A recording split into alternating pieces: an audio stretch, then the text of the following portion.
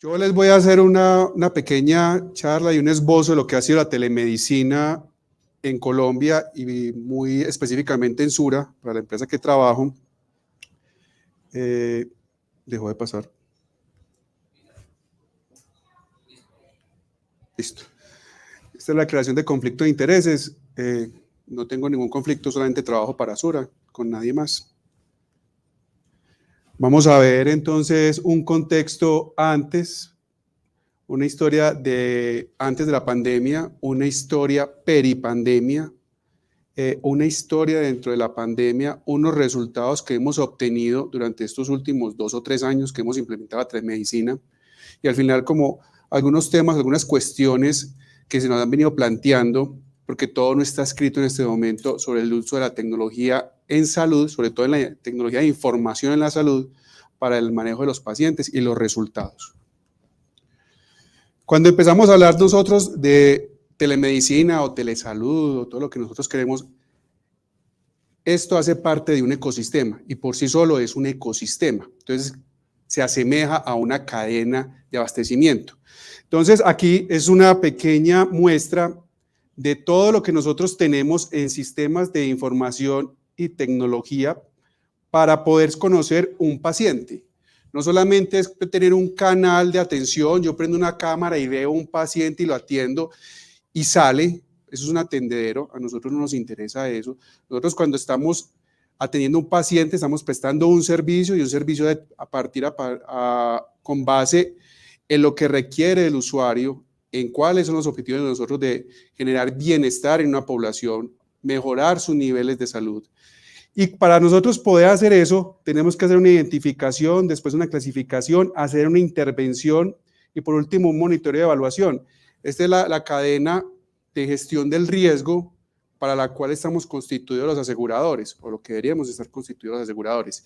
Y cada uno de estos ítems que hay ahí son sistemas de información. Un pequeñito pedazo de la cadena para poder atender a un paciente. Entonces yo, por ejemplo, tengo un sistema de marcación, que ¿eso qué es? Cuando un paciente o una persona se afilia y nosotros le hacemos una valoración de su estado de salud y unos antecedentes, empezamos a marcar este paciente, es diabético, es hipertenso, es sano, es vulnerable, es lo que sea. A partir de eso, de esa clasificación, tenemos unos índices de salud y otro montón de índices de desenlace y decimos, bueno, este paciente lo tenemos que montar en un modelo de atención especial, no es igual el A que el B o el C, tratamos de hacer algunas cosas para llevarlo por un camino diferente y ahí sí empezamos a hacer la intervención, entonces empezamos a utilizar un montón de sistemas para trabajar con ese paciente. Entonces tenemos la historia clínica electrónica, tenemos unas herramientas de monitoreo, unas herramientas de conexión del paciente con nosotros y con los médicos, tenemos lo que ahorita habló el doctor Lizarazo, algo que se llama el CDS, que utilizan en las clínicas, que es un Clinical Decision Support, para poder ver cuál es la mejor atención que le podemos dar a ese paciente en el momento en que está frente a nosotros. Tenemos muchas cosas de medicamentos, ahorita hablamos de eso, y al final tenemos tableros que nos van mostrando cómo ha sido la gestión con respecto a esa cohorte de pacientes, y podemos bajar hasta el paciente mismo, ver cómo le han impactado nuestras acciones en salud. Entonces, esto es un ecosistema que hace que sea una parte de una cadena de abastecimiento que está enfocado y centrado en el cliente. Nosotros antes de la pandemia, en 2017, empezamos a ver qué teníamos que hacer con los usuarios. Para las personas que trabajamos en salud o los que hemos estado en servicios de salud, sabemos que las urgencias se colapsan a partir de las 7 de la noche hasta las 10 de la noche. ¿Y se colapsan con quién? Se colapsan con niños. ¿Por qué?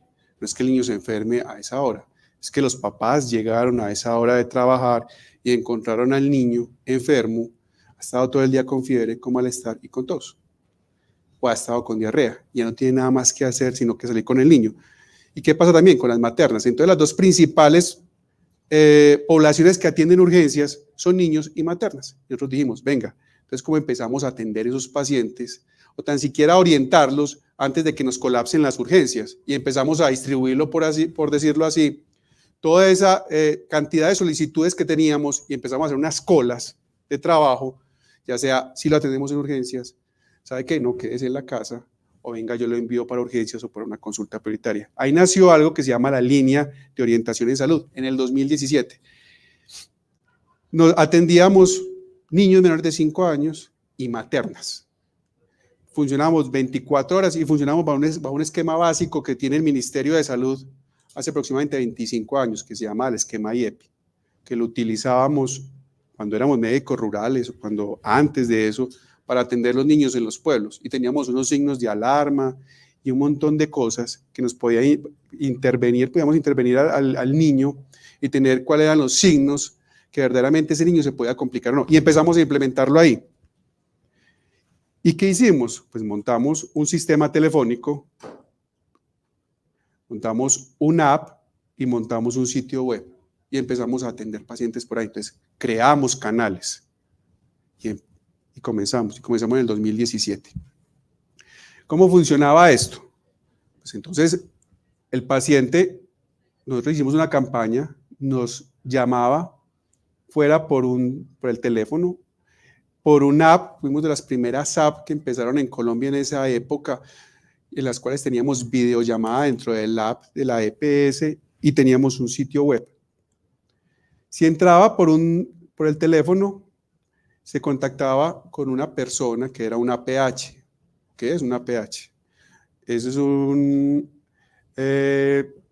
una persona de atención prehospitalaria, enfocada en atención prehospitalaria. No es una enfermera, no es un auxiliar de enfermería, es una carrera o es un estudio que hacen las personas para poder identificar el riesgo en salud en una emergencia y poder direccionar bien. Entonces atendíamos a través de esta persona y le podía dar recomendaciones, pero si esa persona pensaba que el caso sí estaba siendo un poquito más complejo, le pasaba la atención a un médico en línea. Teníamos 24 horas un médico trabajando. Si entraba el usuario por el app o por el computador, pasaba directamente donde el médico. Ya dependiendo de lo que se encontraba con los protocolos que fuimos creando con la coordinación científica y basados en protocolos internacionales, decíamos, vea, usted quédese con el niño en la casa o quédese materna en la casa. Estamos viendo que es un riesgo bajo, tome estos signos de alarma. Yo mañana lo llamo o en 12 horas lo llamo. Si tiene alguna otra complicación, me vuelve a llamar. O lo podía enviar a un sitio hospitalario. Lo podía enviar a las urgencias más cercanas o le podía dar una cita de atención prioritaria en la parte más cercana o le podía dar una cita para las próximas 24 horas. ¿Esto qué resultados tuvo? Pudimos manejar el 47% de los usuarios en la casa. Eso impactaba en las urgencias. Entonces las colas en urgencia empezaron a bajar. Y se empezaron a enfocar en los casos verdaderamente urgentes. A nosotros nos decía un profesor de urgencias, el objetivo de las urgencias no es atender más. El objetivo de las urgencias es que las urgencias se mantengan vacías, para que cuando el paciente llegue, yo pueda utilizar todo lo que necesito rápido en él y que no esté enfocado en un paciente que no requería una urgencia. Entonces pudimos obtener que el 47% de los usuarios se quedaban en la casa con el manejo, y ni siquiera era manejo médico de enviarle medicamentos, porque en ese momento las resoluciones no nos permitían enviar medicamentos, era manejo expectante y de signos de alarma. El 17% le dábamos una cita prioritaria en 24 horas, el 14% lo mandábamos o lo enviamos a una consulta externa en menos de 48 horas y solamente el 22% lo enviábamos a urgencias. Y cuando íbamos y revisábamos qué pasaba con ese paciente a las 96 horas, solamente el 5% de los usuarios de este 47%, que se convertía en un 100%, solamente el 5% de los usuarios no nos creían y se iban para urgencias. El resto sí nos creían y no consultaban en urgencias. Y le hacíamos seguimiento, eso sí, muy estricto, a las 24, a las 12, a las 24, a las 48 horas, porque uno tampoco puede soltar un paciente así porque así. Y les iba bien y se volvían usuarios constantes de este canal y se volvían apóstoles. Cuando uno habla del servicio, cuando se hablaba antes del servicio, uno decía el detractor, el terrorista, estos se volvían apóstoles y les gustaba. Y así nos fuimos yendo durante un tiempito. Pero entonces empezó el año, finales de 2018, principios del 2019, y salió la resolución de Telesalud en la cual trabajamos. La resolución en Telesalud es la, ahora que le peguen una miradita, es la 2654, y ya dijo, venga, no, venga, organicémonos, porque sí tenemos que ser un poquito más concretos y tenemos que darle un mayor alcance a la telesalud y a la telemedicina. Entonces la dividieron, la telesalud, en lo que es telemedicina, teleorientación o teleapoyo y teleeducación. Y la telemedicina, quedamos en que podía ser interactiva, no interactiva, teleexperticia y telemonitoreo. ¿Y por qué está en otro color? Porque para que un servicio pueda habilitarse pueda ejercer como telemedicina, tiene que habilitarse. Y hay unas normas de habilitación y son muy claras. Y al ser claras, pueden volverse un poquito restrictivas. Entonces, una de las restricciones para hacer telemedicina, y que es muy claro en el ministerio, es que no es teletrabajo. Entonces ahí nos empezaba como a cerrar un poquito. No pueden atender a los médicos en la casa, no pueden hacer esto, tienen que hacer una IPS, y como es una IPS, tiene que estar en un POT que sea para salud, y dele. Pero lo logramos. Entonces, la telemedicina hacia a grandes rasgos es la interactiva, que es cuando yo en tiempo real estoy atendiendo a un usuario, médico-usuario, a través de un canal de comunicación. La no interactiva es cuando le envían un caso a un médico y él lo revisa y da un concepto, pero no es en tiempo real. La teleexperticia es cuando dos profesionales de la salud se comunican para hablar del caso de un usuario o de un paciente con el paciente al lado y toman decisiones a partir de él. Y el telemonitoreo, que ahorita también hablaba el doctor Lizarazo, son esos IoT que se están empezando a utilizar, que se conectan al cuerpo y empiezan a enviar constantes como la frecuencia cardíaca, la presión arterial, todos estos temas, y hay un personal médico que los está vigilando constantemente. Para estos 4 puntos que hacen parte de la telemedicina, yo tengo que habilitarme. Pero también apareció la teleorientación, que es la llamada a un amigo. El médico que está en un rural o está en alguna parte, o el médico general que tiene un amigo que es especialista, pues lo llama y le pide una teleorientación. Y es más un concepto que se da, no hay que habilitarse. Y la teleeducación, que es yo puedo educar a mis usuarios, no tienen que ser médicos, a mis usuarios en muchos temas de PIP, o puedo educar a otros médicos. Esto es como a grandes rasgos, pues la resolución tiene un poquito más de arandelas, pero quería darles como este contexto de lo que es la telemedicina, que hace parte de la telesalud, que es una sombrilla muchísimo más grande. Entonces llegó la telesalud y nosotros habíamos empezado a definir que queríamos evolucionar esa atención en salud porque queríamos ser más resolutivos. Pues si estábamos logrando el 47% de las veces que el usuario se quedara en la casa sin enviar ni una acetaminofén ni un Doles, ¿qué pasaría si ya fuera que tenemos un médico general, contratáramos pediatras y pudiesen formular? Y empezamos a trabajar con proveedores que nos mostraban tecnologías que podíamos aplicar en nuestra atención, que la volvía más escalable, que la podía volver más segura y más asequible a los usuarios. Empezamos a trabajar con ellos en algoritmos de atención para que empezaran automáticamente, mientras que el usuario estaba navegando con unas preguntas, a decirnos, este paciente usted lo tiene que atender ya, este puede esperar, este nos da otro poquito más de espera, mientras que el médico iba atendiendo otras cosas y él quedaba ahí en cola.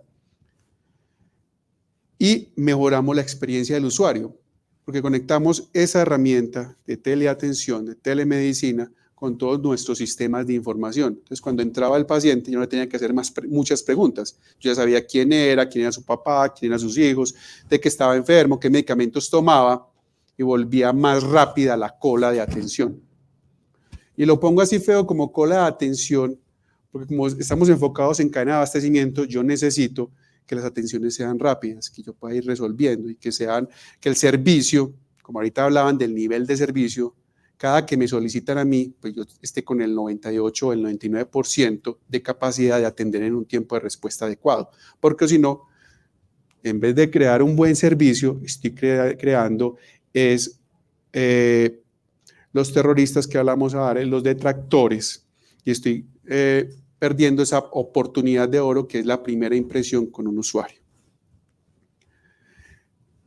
como nos estábamos atados a la normatividad, creamos una IPS para atención virtual, unos pisos, con unos cubículos, con unos médicos, con toda la tecnología para que ellos se sentaran, prendieran las cámaras y empezaran a atender pacientes. Esa fue nuestra primera IPS, todavía funciona. ¿Ahí qué hacíamos? Pues entonces ya no era para menores, sino que ampliamos a todo el espectro de usuarios, dejamos de utilizar el teléfono porque el teléfono ya por norma no nos servía para atender, teníamos que tener un medio de comunicación en la cual fuera una videollamada en tiempo real. Entonces seguimos con el app, con la parte de la parte web, empezamos a darle más empoderamiento al APH y utilizaba los algoritmos. Entonces un APH podía estar a la vez con 4 o 5 usuarios y si el usuario le decía, tengo dolor de cabeza, pues un bot le decía, despáchele estas preguntas para clasificarlo. Y él le daba así y empezaba a hacerle las preguntas mientras que él iba atendiendo a otro e iba organizando cuál sería la forma de atender a esos usuarios. Y ahí, entonces, podía darle recomendaciones, lo mismo que pasaba antes, o se lo podía pasar al médico, ya con pediatras incorporados, lo podía manejar en la casa o lo podía enviar también a sitios hospitalarios. ¿Sí? Entonces empezamos ahí, salimos a producción, por decirlo así, un 1 de diciembre de 2019, todavía con las noticias que no había llegado el virus a Colombia. Pero llegó el virus. Y llegó ese 2019, espere que ya va a llegar enero, febrero, y llegó. Y esto nos tocó dar otro cambio. ¿Por qué? Porque se nos empezó a reventar el canal. Llame y llame y llame y llame, y nosotros con unos algoritmos que no estaban inventados para coronavirus, porque estaban para diarrea, para cefalea, para un montón de cosas. Nos tocó hacer una reingeniería de todo este tema para poder prestar el servicio. ¿Y qué pasó? Pues entonces volvimos al teléfono, ya la norma cambió y nos dijo, venga, en este momento de emergencia sanitaria, yo le voy a permitir a usted que vuelva al teléfono con unos criterios muy claros para que me atienda por ahí. Entonces, volvimos al teléfono, bendito, volvimos al teléfono, seguimos con los algoritmos, teníamos los mismos desenlaces hacia donde podíamos atender, pero ¿a qué se le unió la cadena logística? La ambulancia.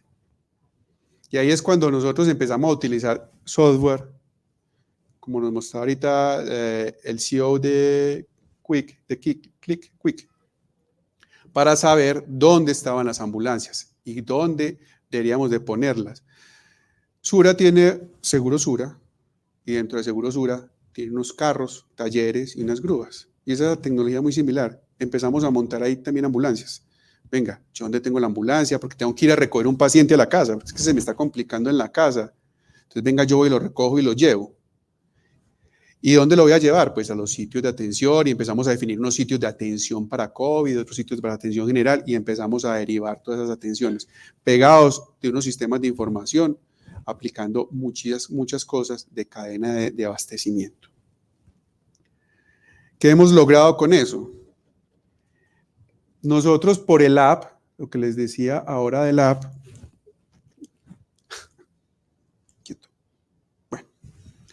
por el app nosotros empezamos a atender en el 2020, en el año 2020 atendimos casi 1.100.000 contactos de usuarios por ahí, de los cuales teníamos casi 4.000 atenciones diarias por el app, atenciones médicas. Si usted convierte eso en sitios para atender y usted dice, yo cuánta infraestructura requiero para atender 4.000 pacientes presenciales, empiece a multiplicar eso por 20 minutos, multiplique eso por médicos de 8 horas. Le dan a ustedes toneladas de médicos con toneladas de ladrillos que hay que hacer para poder atender. Entonces lo pudimos implementar ahí. Tuvimos la ventaja de que los médicos les empezamos a dar computadores y a capacitarlos en telemedicina para que atendieran desde sus casas, obviamente con unos criterios muy claros de confidencialidad, trabajando en nuestros sistemas de información, por un canal seguro que ya habíamos comprado, un montón de cosas que no pueden grabar, muchísimas cosas. Si no hubiéramos tenido eso, las atenciones se hubieran represado y las urgencias se hubieran colapsado más. Además, que las IPS físicas se empezaron a cerrar. En pandemia muchas IPS físicas empezaron a cerrar porque todo estaba orientado a COVID, a urgencias COVID, o se fueron convirtiendo en IPS de COVID. Entonces, nos fuimos para la virtualidad, apalancamos ese canal, mejoramos el servicio basados en la tecnología y creamos colas especiales. En el 2021 logramos atender 2.100.000 usuarios, crecimos, ya atendíamos 5.700 pacientes aproximadamente diarios y el abandono fue apenas del 1%. Eso es buenísimo. Si usted llama a un proveedor de telefonía celular o a una aerolínea, eso se quedan 2, 3, 4 horas y uno cuelga y vuelve a arrancar. Aquí el nivel de abandono era muy poco. ¿Por qué? Porque empezamos a cuadrar las filas, las colas, y empezamos a hacer lo que nos hablaba Juan Camilo Trujillo por la mañana. Venga, nosotros cómo planeamos las demandas a partir del dato. Entonces nosotros sabíamos que a tal hora había un pico, a las 9 de la mañana hay un pico, a mediodía la gente está almorzando, entonces bajaba a un valle, sacábamos a varios médicos a almorzar, después a las 4 o 5 empezaba a subir y vuelve a subir aproximadamente a las 10, 11 de la noche. Ahí poníamos más médicos. También nos dio la facilidad de trabajar remoto y virtualmente, en que los médicos o los especialistas, yo les puedo decir, te puedo contratar 4 horitas de 8 a 12 de la noche, pues vas a estar en tu casa y todo. Ah, sí, sí me da. Porque es muy distinto uno decirle a un médico, a un especialista o a cualquier personal de la salud, vení, te voy a contratar de 7 de la noche a 11 de la noche. No, pues que mientras que yo voy a esa sede y me devuelvo y todas las cosas. Esto nos da facilidad y pudimos organizar las diferentes colas de acuerdo a lo que necesitábamos, de acuerdo a ese histórico que estábamos construyendo. No es Big Data, nosotros no construimos Big Data, ¿para qué les voy a decir mentiras? Cogimos unos históricos en una tablita de Excel y empezamos a revisar hora a hora. Eso sí, como decía Juan Camilo, no me revise un mes, porque viene 0000, 5000, 0000. No, venga, aquí hasta ahora hay poquitos, más, menos, y empezamos a organizar cuadros de turnos así. Pero sin Big Data, no les voy a echar mentiras, no hicimos Big Data. Y en el 2022, esta es la cifra que tenemos a corte de junio. Ha ido creciendo el abandono. Las personas, como ya están volviendo, los usuarios ya están volviendo a la presencialidad, pues ya no esperan tanto en la virtualidad, no les gusta, hay veces que entran y no entienden bien. Entonces, estamos replanteando qué vamos a hacer acá. Estos son cómo ha ido variando año a año la cantidad o el porcentaje de usuarios que atendíamos por COVID y usuarios que no son COVID. Entonces, primero era mucho más COVID y ya estamos dejando de ver tanto COVID, obviamente, y estamos viendo otras patologías. ¿Y cuál es la resolutividad? Seguimos teniendo muy buena resolutividad. El 75% de lo que se podía manejar lo está manejando el médico en el canal virtual y el 25% lo está manejando el APH. ¿Sí? Porque hay casos en los que una APH sí los puede seguir orientando. Posiblemente no es una consulta como tal médica, que es también viendo las necesidades de los usuarios.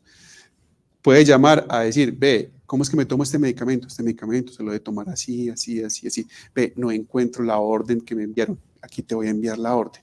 Eso que evita que el usuario tenga que desplazar a una IPS, que haga otra consulta, que me renoves esta fórmula. Ahorita también hablaban que era como ciencia de futuro de renovación de fórmulas. No, nosotros lo tenemos hace 2 años. En Colombia existe y no somos los únicos. Y se hacen renovaciones de fórmula, lo que en Estados Unidos llama el refill. Que usted en las farmacias, en Walgreens, usted le hace el refill. Nosotros lo estamos haciendo con unos impactos que ahorita les voy a mostrar. Y cuando nosotros empezamos a ver ya el resto de los canales virtuales, sumando, entonces el canal telefónico, creamos un canal de WhatsApp para poder enviar por ahí el link de atención, porque uno tiene que escuchar al cliente y al usuario. Nos decían, no, es que yo no quiero descargar una app, es que una app me consume datos, una app, mi teléfono no es tan bueno, entonces me va a consumir espacio, yo tengo 80 años y no sé manejar una app. No, tranquilo, venga, consulte por este WhatsApp, yo le doy la cita y le envío un link, y usted cuando llegue la hora, yo le voy a avisar, y usted hunde ese link o entra a ese WhatsApp y va a tener el médico ahí, se le va a abrir un canal y lo va a abrir. Entonces creamos WhatsApp, seguimos en canal web, y estas son las atenciones, pues ustedes las leen ahí, en las cuales seguimos con unos abandonos similares para todos los contactos, y la cantidad de contactos que vemos. Este año llevamos para 2 millones, en junio llevamos casi 2 millones de contactos. Y también creamos otra herramienta que se llama ADA, en el cual es otro algoritmo, y el usuario cuando va a solicitar una cita médica en la central de citas, le hace unas preguntas, va y revisa ese paciente qué es lo que tiene, los antecedentes, qué perfil de riesgo, y le dice, usted se beneficia más de una atención virtual o una atención presencial, y una atención presencial en menos de 24 horas, y le va asignando las citas. Nos estamos estrenando ahí, llevamos poquito tiempo, y hemos tenido buenos resultados. Este año, estos son los resultados que hemos tenido con ese canal. O sea, estamos atendiendo por mes esta cantidad. ¿A dónde estamos remitiendo esos usuarios? O si los manejamos en la casa. Y vemos que del 13 al 14% lo estamos derivando a una atención presencial. ¿Recuerdan que antes de la pandemia, antes de la herramienta que podíamos generar fórmulas, era el 47, el 48 con un médico general, tarará, y una PH? Cuando le metimos un médico especialista, o sea, le mejoramos la resolutividad de ese usuario en ese canal, le metimos más patologías, pudimos ordenar ayudas diagnósticas, pudimos enviar medicamentos, apalancados en la normatividad, pudimos evitar de todos esos usuarios que nos entraban ahí que se fueran para la presencialidad. Logramos contenerlos ahí, por decirlo, pero brindándole una atención de calidad. Dentro de esta cadena de atención y de esta cadena de abastecimientos, esta mañana también pues, estamos muy enfocados en medicamentos. Nosotros empezamos a ver que nos faltaba como ese último pedacito para poder atender un paciente de forma concreta y atenderlo de punta a punta, lo que nosotros queremos, y era el tema de medicamentos. Pero entonces lo atendíamos virtual, no se movía de la casa, le enviábamos la fórmula en el app, en el correo, por cualquier parte le enviábamos, pero el usuario se tenía que salir de la casa e irse a encontrar un sitio de dispensación. Y cuando nosotros creamos las IPS físicas, siendo muy inteligentes, en ese momento pues nos creíamos supremamente inteligentes, nosotros exigíamos que los dispensadores farmacéuticos que teníamos contratados no estuviesen a más de 200 metros de la IPS. Ya, a nosotros no nos interesaba que estuviera en ninguna otra parte. Yo tengo una IPS en tal punto y a 200 metros tiene que tener usted la dispensación. ¿Por qué? Porque el usuario salía y de camino para la casa reclamaba el medicamento. Pero aquí la casa está muy lejos de la IPS física, y posiblemente los dispensadores de medicamentos que están en esos barrios no hacen parte de las cadenas de los aseguradores ni de los prestadores. Pues yo me quedé ahí, entonces tenía que ir a coger un bus, salir. Entonces sale otro concepto, pues, o otra parte de la cadena de abastecimiento que vamos a hacer. Enlazamos la formulación por una herramienta que también compramos y logramos enviar todas esas fórmulas a una herramienta que empezaba a decirle a las farmacias, este paciente acabó de tener una atención y salió con este medicamento y vive en tal parte, envíeselo por favor. Listo, muy bien. Empezamos así. Nosotros habíamos construido unas farmacias grandes, pero nosotros no, nos habíamos sentado con los proveedores de medicamentos para que construyéramos unas farmacias grandes en ciertos puntos de las ciudades. ¿Por qué? Porque nosotros tenemos segmentado la farmacia de nivel básico, que son los medicamentos más básicos, las farmacias que dispensan el alto costo, las farmacias que dispensan las huérfanas. ¿Por qué? Porque son gestores farmacéuticos. No solamente dispensan, sino que aplican el medicamento y tienen unos modelos de atención. Cuando un paciente de estos llega y tiene una atención y le envían la fórmula, resulta que no toda era de la atención básica. Entonces yo tenía un pedacito de la atención básica del medicamento, pero de una vez le hice la renovación de la fórmula de las insulinas y de la enfermedad huérfana y de y todas eran farmacias diferentes. Y ahí se nos perdía todo, porque entonces salía una orden, nadie la organizaba, nadie se la enviaba y quedaba flotando esas órdenes de medicamentos. Entonces lo que logramos fue en esas farmacias que se habían construido con los operadores, que llegara esa orden y esa orden se dividiera, una orden entera por ese paciente, y se dividiera para cada uno, y empezara un sistema de picking. Entonces, para la farmacia A, es estos 2 medicamentos, para la farmacia B, para esta ninguno, y para esta y se uniera en un paquete, y saliera el despacho completo para ese paciente, y lo logramos hacer. En ese momento, estábamos súper felices, se hizo el desarrollo tecnológico, dijimos, esto es pan comido, pues de la cadena de abastecimiento, eso es un juego de niños, y nos faltaba la otra parte. ¿Y quién va a llevar todo eso? Porque es que una cosa es muy distinto, yo tener un Rappi o un domiciliario o 5 domiciliarios en la farmacia y salen con pedidos. Pero pues estos volúmenes, y eso que estos son los de este año, cuando estábamos en pandemia eran peores. Entonces, encuentre pues la cantidad de motorizados para despachar todo eso. No, ahí es cuando Dios es Cristo. No hubo forma y empezamos a quedar mal, contratar, salíamos, entonces, quick, y entonces no sé quién, y eran cientos de motos parqueadas en esas cosas. Pues empezamos a salir y lo fuimos haciendo. Obviamente teníamos quejas, no me llegó, llegó para mañana, empezaron los desabastecimientos, pero lo hemos podido mejorar. Ya acabamos de ajustar esa última milla con mucho esfuerzo tanto, y aquí vuelvo a lo que decían ahorita en el panel, es un esfuerzo en conjunto, no solamente es el asegurador, venga que es el asegurador, es la IPS, porque entonces los médicos también tienen que saber qué está pasando y cuáles medicamentos están desabastecidos y cuáles medicamentos se van a demorar un poquito más, para que sepan qué van a formular y cuál puede ser el equivalente de ese medicamento. Y venga, entonces sentémonos con los prestadores de medicamentos, con los gestores farmacéuticos. ¿Cómo vamos a trazar todos el derrotero y la ruta para atender a esos usuarios? Para poder verdaderamente crear una cadena de abastecimiento. Ahí hemos ido saliendo. Ya a medida que ha pasado la pandemia, nosotros nos hemos ido enfocando en esos despachos domiciliarios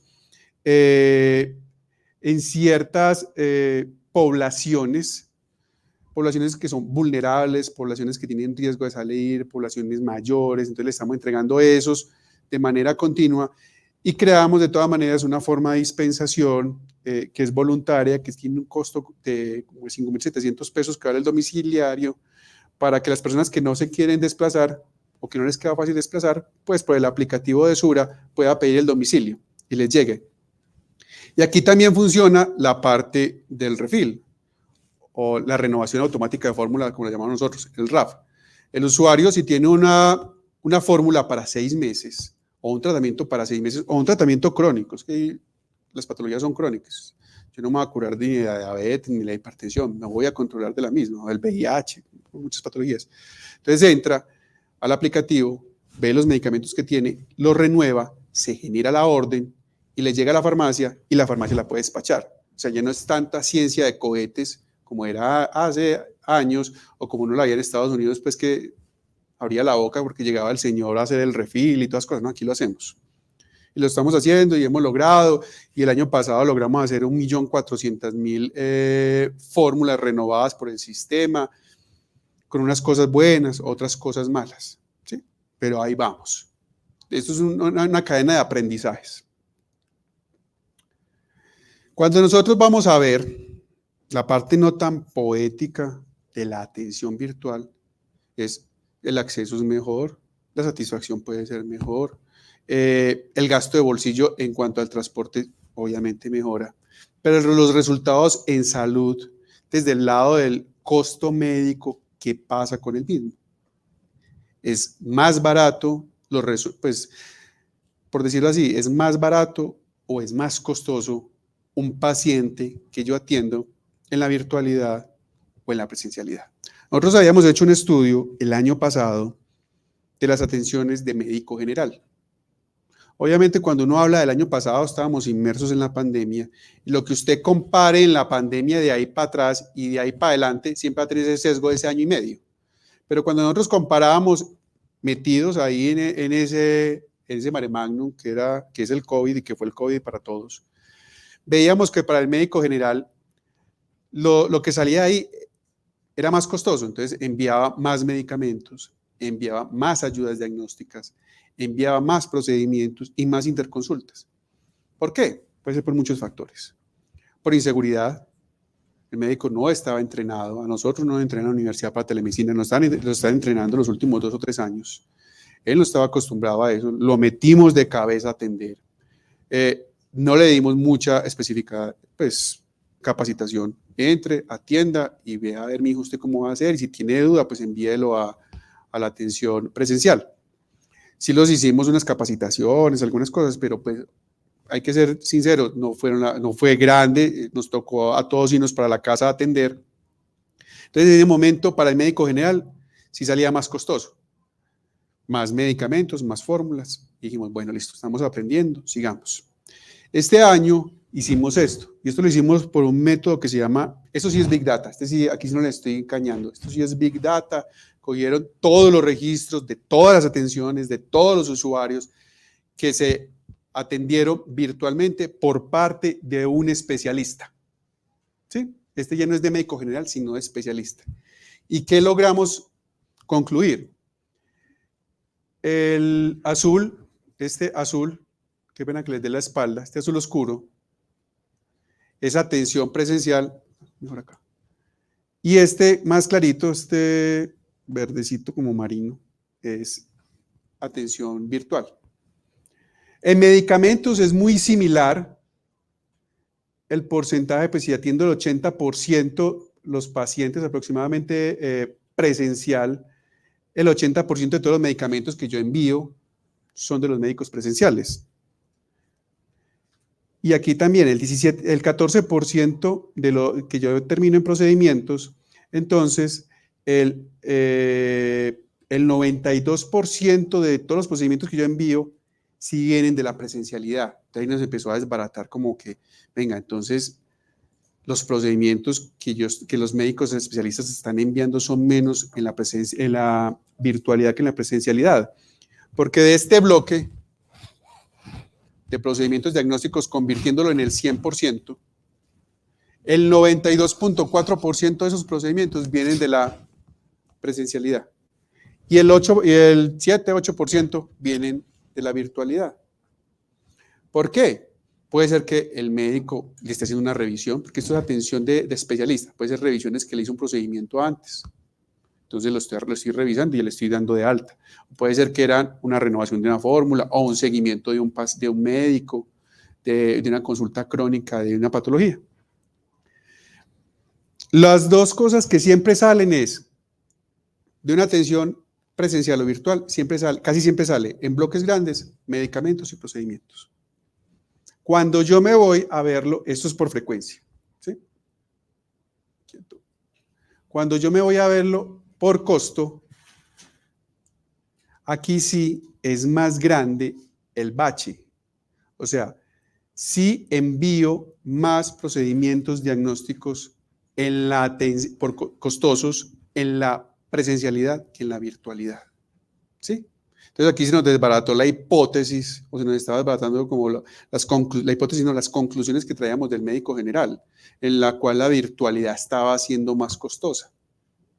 Aquí es más costosa la presencialidad, las derivaciones que salen de una atención presencial que de una atención virtual.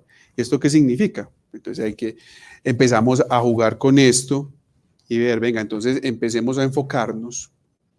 Si el paciente va a ir a una parte presencial, va a salir con más ayudas diagnósticas, entonces yo tengo que empezar a crecer la cadena logística de la atención para las ayudas diagnósticas. Porque usted también puede tener cientos de ayudas diagnósticas y puede tener miles de proveedores de ayudas diagnósticas, pues son finitas en su capacidad. Hay que sentarse con ellos también y nos ha tocado muchas veces Tomografías 3 de la mañana, resonancias 2 de la mañana. ¿Por qué? Porque tienen que poner los resonadores y los tomógrafos a funcionar 24 horas para que pueda tener oportunidad para los usuarios, porque no hay tantos tomógrafos, no hay tantos resonadores, no hay tantas ecografías, no hay tantas radiografías. En una ciudad se van quedando finitas. Por último, viendo todo esto, yo creo que salen unas cuestiones, ya para ir cerrando, es que sí, la telemedicina y la telesalud ya llegó hace 30 años por el teléfono y ahora se impuso y llegó para quedarse, o sea, esto no tiene reversa. Puede que tuvo un boom el último año y medio, ha empezado a disminuir, pero se va a quedar, eso pues es innegable, se va a quedar. Hay que empezar a revisar, ya después de todo esto y de la experiencia, ¿es mejor para la primera atención que el usuario tiene o para seguimientos? Hay veces para la primera atención que el usuario tiene, a menos que sea un usuario que no tenga acceso a ese especialista o a ese médico presencial porque vive en zonas remotas, porque no se puede mover, por miles de cosas, si es mejor tenerlo presencial o virtual, dependiendo de lo que hemos visto. Recuerde que cuando uno compara el médico general al médico especialista, empiezan a cambiar los porcentajes. Es mejor para seguimiento, es mejor para médico general, es mejor para especialista. Esas son todavía dudas que hay que seguir trabajando con el dato y ver cómo nos enfocamos.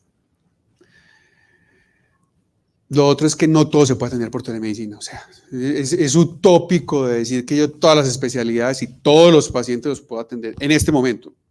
10 o 15 años, no sé, pues. Pero en este momento decir todas las especialidades y todas las consultas las puedo atender por telemedicina. No. Venga, es que usted tiene que sentarse con el paciente, lo tiene que tocar, abrirle la boca, ver qué es lo que le está pasando, olerlo, todas esas cosas. Entonces hay especialidades que posiblemente sí tienen un porcentaje más de telemedicina. La psiquiatría, la psicología, el trabajo social, los seguimientos de pacientes crónicos, ¿sí? Pero no todo cabe en la presencialidad.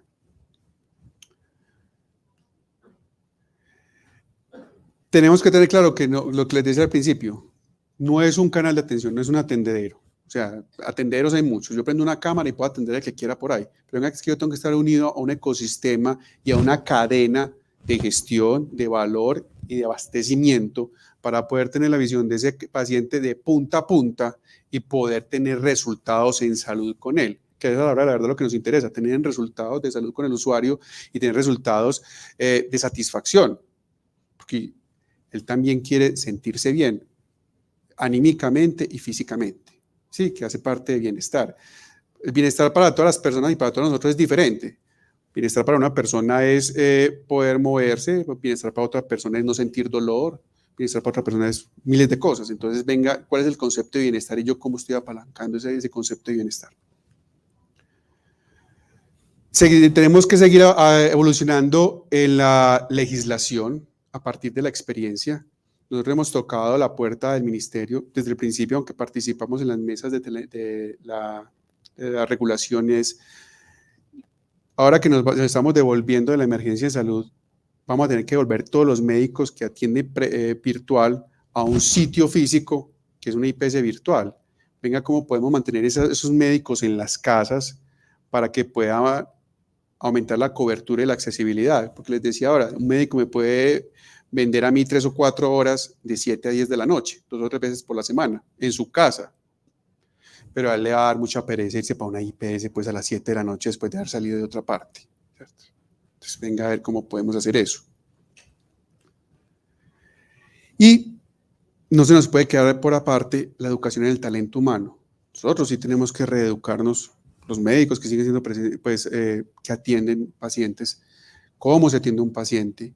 Ya hay semiología. Semiología es el arte de uno ver un paciente, tocarlo, palparlo, escucharlo y empezar a inferir un diagnóstico con eso y una historia clínica. Entonces, si yo no lo puedo tocar, entonces yo puedo ver la cara que está haciendo, si tiene fases de dolor, si se mueve para un lado, la cara, el color, venga, cómo está respirando. Entonces, volverlo a reeducar en cómo se puede ver un paciente a través de una cámara o de alguna otra cosa, aunque ya hay algoritmos que te miden la respiración, la dilatación de la pupila, te miden la frecuencia cardíaca y respiratoria solamente por la pulsación de la retina a través de una cámara súper especial, pues que está conectada al médico.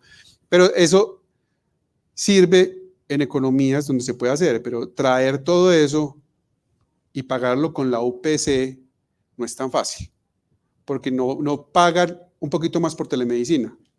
Está inmerso en la UPC, entonces yo tengo que hacer rendir la UPC como asegurador para poder tener todos estos temas de información y de experiencia y de atención de pacientes.